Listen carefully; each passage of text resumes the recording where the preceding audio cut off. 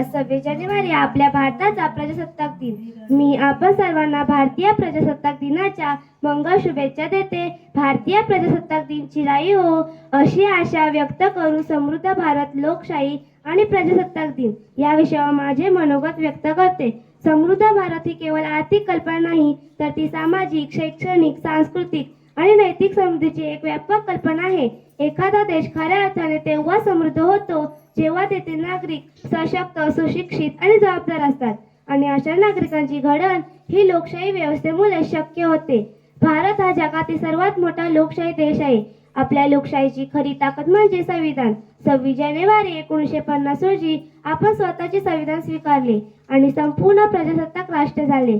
Doctor Babasaheb आंबेडकरांनी दिलेले संविधान आपल्याला स्वातंत्र्य, समता, न्याय आणि बंधुता ही मूल्ये देते. ही मूल्ये समृद्ध भारताची पायाभरणी करतात.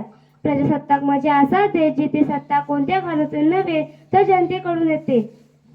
भारतात राष्ट्रपती हे सर्वोच्च पद आहे, पण तेही संविधानाच्या मर्यादेत कार्य करते.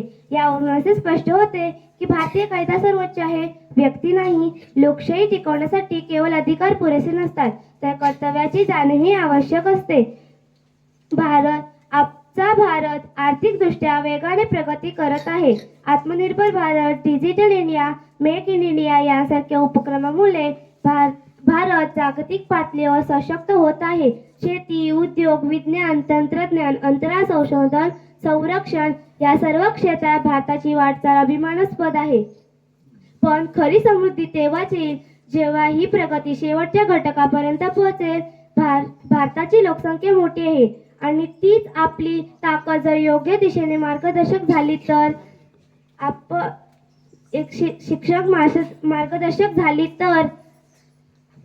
शिक्षक मार्गदर्शक झाली तर म्हणूनच विद्यार्थ्यांची भूमिका अत्यंत महत्त्वाची आहे. आपण म्हणजे उद्याचे शास्त्रज्ञ, शिक्षण, कौशल्य आणि नेते आहोत.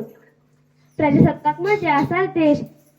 प्रजासत्ताक दिन हा केवळ ध्वजवंदन आणि परेडचा दिवस नाही, तर आत्मचिंतनाचा दिवस आहे. मी देशाच्या समृद्धीसाठी काय करते? मी संविधानाच्या मूल्यानुसार वागते का? हे प्रश्न स्वतःला विचारण्याचा हा दिवस आहे.